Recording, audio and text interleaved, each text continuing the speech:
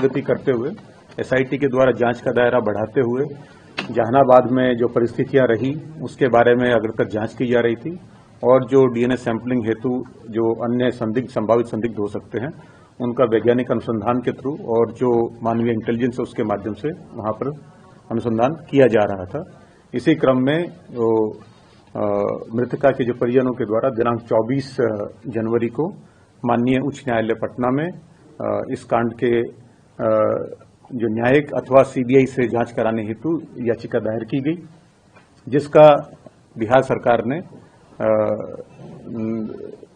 संज्ञान लेते हुए और इस कांड के जो अग्रतर अनुसंधान हेतु सीबीआई को संस्तुति भेज दी है। दिया, चाहे वो अंकिता भंडारी हो या फिर हाथरस की बेटी हो या फिर बिहार की बेटी हो, आखिर उन्हें हमेशा जो है अन्याय का ही सामना करना पड़ता है, न्याय नहीं मिलता है। मंत्री एक तरह के बयान देते हैं कि भाई आज न कल इंसाफ मिलेगा, सीबीआई फलना ठिकाना जांच होता है, लेकिन नहीं मिलता। बेटियां करे तो क्या करे?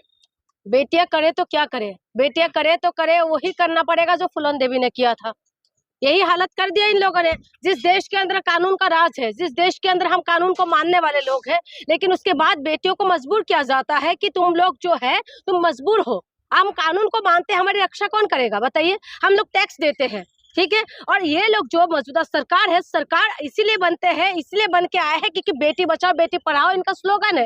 भाजपा का यही स्लोगन है कि महिलाओं के सम्मान है भाजपा मैदान में, लेकिन उसके बाद भी आए दिन महिलाओं के साथ बलात्कार, आए दिन महिलाओं को उठा लिया जाता है, आए दिन जो है महिलाओं के साथ गलत चीजें होता है। तो इसका जवाब कौन देंगे? जवाब देने के लिए कोई भी नहीं है, किससे उम्मीद करे? इसीलिए तो हम बेटियां जो है बेबस हो चुके हैं और बेटियां के इंसाफ के लिए आज जो है हमें रैलियां निकालना पड़ता है। अब बेटियों के इंसाफ के लिए जो है ऐसा हो गया कि जो गुनहगार है वही लोग बेटियों को धमकी देते हैं और उसके बाद जो है बेटियों की सेफ्टी के लिए जो है उनका पेरेंट्स की सेफ्टी के लिए पुलिस प्रोटेक्शन मांगना पड़ता है। अगर वो भी नहीं मिलते तो उनको कुचल दिया जाता है। ऐसा केस लगातार देख रहे हैं, जो आप नीट की बच्ची के लिए जो बता रहे हैं, जो बेटी के लिए ऐसा हुआ, आप देखिए वहां पर बेटी को मारा गया, सब कुछ कर दिया, लेकिन उसके बाद भी अभी कितना सीरियस लग रहा है आपको? कौन सीरियस है? आपको लगता है कि कोई सरकार सीरियस है? आपको लगता है कि किसी को फर्क पड़ता है? ये नॉर्मल कर दिया, बिल्कुल नॉर्मल। जैसे होता है ना कि आज बेटियों के, अरे बेटियों के साथ तो होता ही है। आज दहेज के नाम से बेटियों को मारा जाता है तो अरे बेटियों को तो मारा ही जाता है। यानी कि हर चीज कैजुअल कर दिया, बिल्कुल लोगों को ऐसा लगने लगा कि ये सब तो होता है, नॉर्मल चीज है। लेकिन देश की जनता को ये समझना पड़ेगा, जिसके घर में आज हर घर में बेटी होंगे, ऐसा कोई घर नहीं होगा जिसके घर में बेटी नहीं होंगे। उसके बाद भी अगर बेटियों के लिए इंसाफ मांगना पड़ता है बार बार, तो आप समझिए कि देश का हालत कितना बेहाल हो चुके हैं और देश का हालत जो है आज किस स्तर पे जा चुके हैं। मणिपुर जैसे कांड हो जाते हैं, उसके बाद देश की राजधानी दिल्ली की बात कह रही हूँ मैं, लोगों से बात करती हूँ, जब मणिपुर की बात करते हैं ना, लोग कहते हैं अरे दोनों समुदाय के बीच ही तो हुआ। अरे दोनों समुदाय के बीच अगर हुआ है, दोनों के बीच अगर लड़ाई हुई है, तो उसको खत्म करने का जिम्मेदारी किसके हाथ में है? सरकार के हाथ में है ना। जिसके हाथ में सरकार है, जिसके हाथ में पुलिस है, वो करेगा। मैं ये समझना चाह रहा हूँ कि जितने भी इस तरह के घटना होते हैं उसमें बीजेपी के बड़े बड़े नेताओं का ही नाम क्यों होता है, या फिर किसी भी नेता का?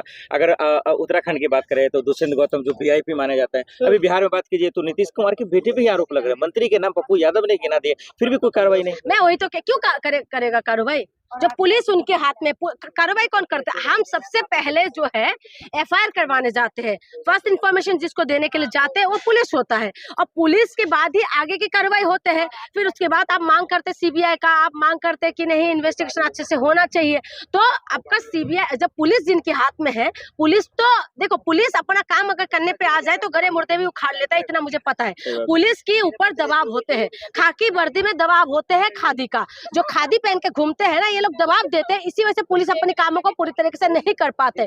दुख की बात यह है कि आप देखिए, आप कह रहे हैं कि नाम आ रहा है, नाम तो सबका आ रहा है। प्रज्वल रेवन्ना का देखिए क्या हालत हुआ, कुलदीप सिंगर को देखिए, फिर उसके बाद ये लोग सारे तो बलात्कारी भरे पड़े हैं ना। तो प्रगति करते हुए एसआईटी के द्वारा जांच का दायरा बढ़ाते हुए जहानाबाद में जो परिस्थितियां रही उसके बारे में अग्रतर जांच की जा रही थी और जो डीएनए सैंपलिंग हेतु जो अन्य संभावित संदिग्ध हो सकते हैं उनका वैज्ञानिक अनुसंधान के थ्रू और जो मानवीय इंटेलिजेंस है उसके माध्यम से वहां पर अनुसंधान किया जा रहा था।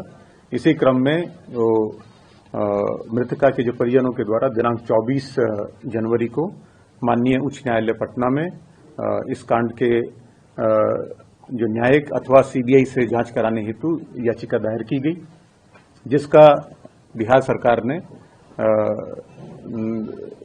संज्ञान लेते हुए और इस कांड के जो अग्रतर अनुसंधान हेतु सीबीआई को संस्तुति भेज दी है।